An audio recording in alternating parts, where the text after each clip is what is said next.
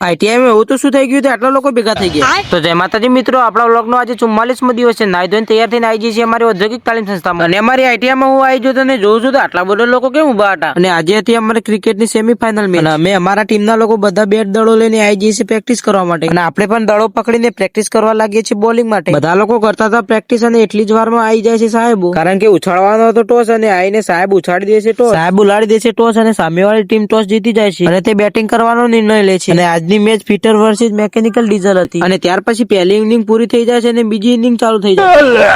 પછી અમારી બેટિંગ શરૂ થઈ જાય અને અમારા ભાઈઓ તો ગ્રાઉન્ડ માં ઉતરતા ચોગ્ગા અને છક્કા મારી. અને ધીસ ઇઝ અ શક્તિ બેટ્સમેન. રંજીત બેટર ઉતરી ગયો છે, આવી ગયો તો બીજો બેટ્સમેન આર્યન.